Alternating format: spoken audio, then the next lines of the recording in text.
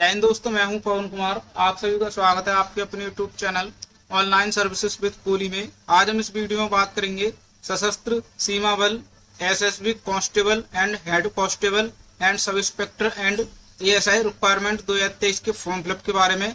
तो सबसे पहले इंपॉर्टेंट डेट की बात करें तो एप्लीकेशन जो स्टार्ट हुई है वो आपकी 20/5/2023 से स्टार्ट हुए हैं और लास्ट डेट की बात करें तो यहाँ पे 18/6/2023 है। और पे एग्जामिनेशन फीस की लास्ट डेट की बात करें तो ये भी आपकी 18/6/2023 है। और एग्जाम डेट और एडमिट कार्ड की बात करें तो यहाँ पे आपको ये डेट मेंशन नहीं की हुई है, ये आपको नोटिफिकेशन के माध्यम से बता दिया जाएगा। उसके बाद एप्लीकेशन फीस की बात करें तो जनरल ओबीसी ईडब्ल्यूएस के 100 रुपए, SC ST PH और ऑल कैटेगरी फीमेल्स का यहाँ पे कोई चार्ज नहीं है, 0 है।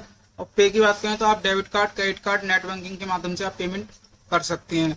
उसके बाद एज लिमिट की बात करें तो यहाँ पे मिनिमम एज जो है आपकी 18 ईयर होनी चाहिए पोस्ट वाइज, और यहाँ पे मैक्सिमम एज की बात करें तो 23 से 30 ईयर होनी चाहिए पोस्ट वाइज। और एज रिलैक्सेशन की बात करें तो आपको फुल नोटिफिकेशन में चेक कर लेना है किस कैटेगरी के लिए कितना एज रिलैक्सेशन है। तो नोटिफिकेशन का लिंक मैं आपको डिस्क्रिप्शन बॉक्स में दे दूंगा, वहां से आप सारे नोटिफिकेशन डाउनलोड कर सकते हैं। उसके बाद टोटल पोस्ट की बात करें तो यहाँ पे 1638 पोस्ट है। उसके बाद यहाँ पे ये एडवर्टाइज नंबर है, यहाँ पे पोस्ट है, ये टोटल पोस्ट है, ये एलिजिबिलिटी है। तो सबसे पहले यहाँ पे एसएसबी कांस्टेबल ट्रेड्समैन की पोस्ट है, तो यहाँ पे ये पोस्ट नेम है, ये टोटल पोस्ट है और ये एलिजिबिलिटी है। तो आपको जिस पोस्ट के लिए आप अप्लाई करना चाहते हैं वो आपको यहाँ पे एलिजिबिलिटी चेक कर लेनी है। उसके बाद फिर कांस्टेबल के लिए हेड कांस्टेबल, तो यहाँ पे ये पोस्ट नेम है और ये एलिजिबिलिटी है। तो जिसके लिए भी आप अप्लाई करना चाहते हैं आप अच्छे से एक बार चेक कर लेंगे। उसके बाद यहाँ पे sub inspector ASI paramedical post के लिए है।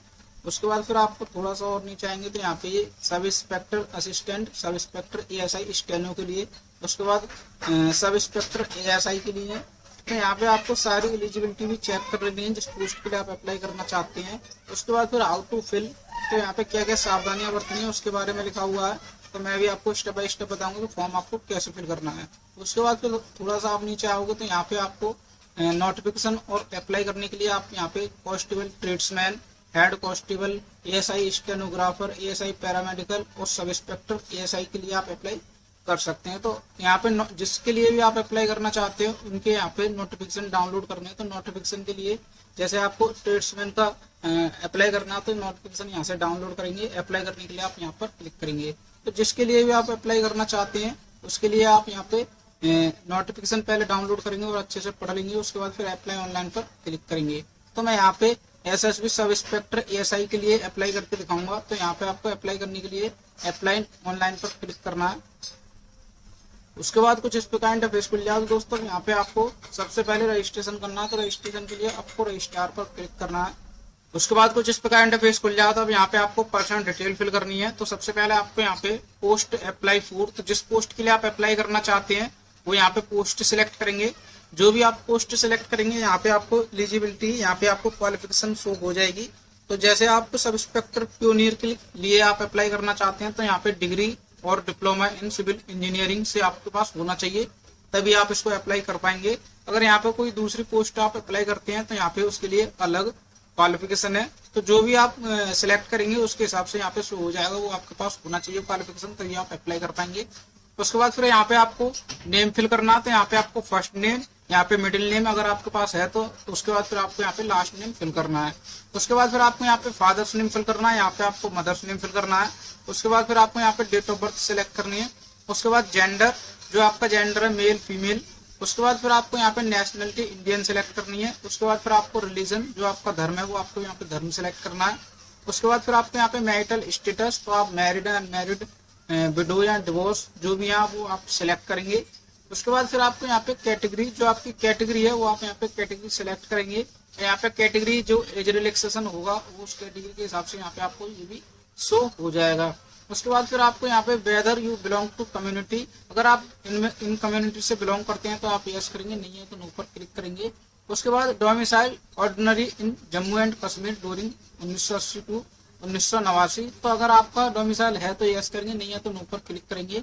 उसके बाद 1984 रियोट्स और कम्युनल रियोट्स, अगर आपको गुजरात के दंगों में अगर गुजरात में जो दंगे हुए थे 2002 में, अगर आप उनके बच्चे हैं तो आप यस करेंगे, नहीं है तो नो पर क्लिक करेंगे।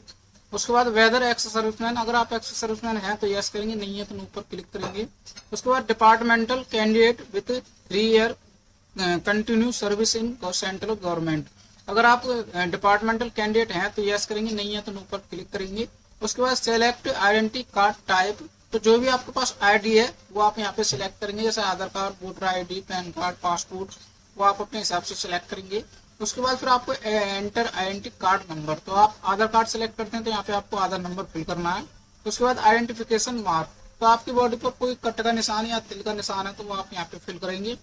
उसके बाद फिर आपको यहाँ पे मोबाइल नंबर, तो जो आपका मोबाइल नंबर है वो आपको मोबाइल नंबर रजिस्टर करना है। उसके बाद फिर ईमेल आईडी आपको फिल करनी है। उसके बाद फिर आपको यहाँ पे sub inspector pioneer educational qualification detail, तो यहाँ पे अब आपको क्वालिफिकेशन डिटेल फिल करनी है। तो सबसे पहले आपको यहाँ पे मैट्रिकुलेशन, तो यहाँ पे 10th की डिटेल फिल करनी है। तो यहाँ पे आपको बोर्ड नेम, उसके बाद ईयर ऑफ पासिंग, यहाँ पे आपको मोबाइल नंबर और उसके बाद सर्टिफिकेट नंबर, उसके बाद डेट ऑफ इश्यू, तो किस डेट में आपका सर्टिफिकेट इशू हुआ वो आपको डेट मेंशन करनी है।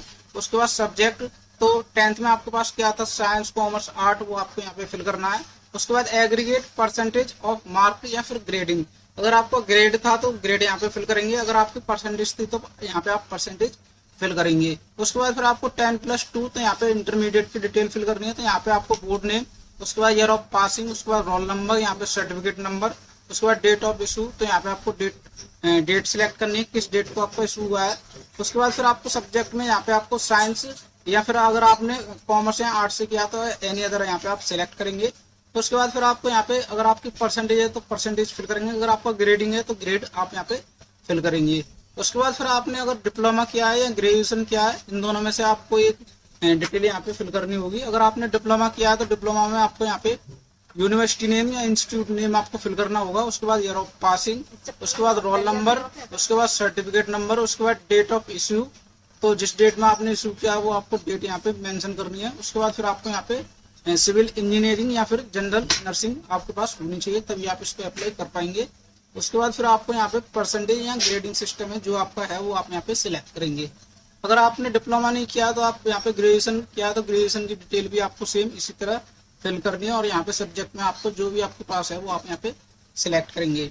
उसके बाद अगर आपके पास पोस्ट ग्रेजुएशन, अगर आपके पास पोस्ट ग्रेजुएशन की डिटेल है तो यहाँ पे आप पोस्ट ग्रेजुएशन की डिटेल फिल कर सकते हैं, अगर नहीं है तो खाली छोड़ सकते हैं। उसके बाद फिर आपको नेक्स्ट पर क्लिक करना है।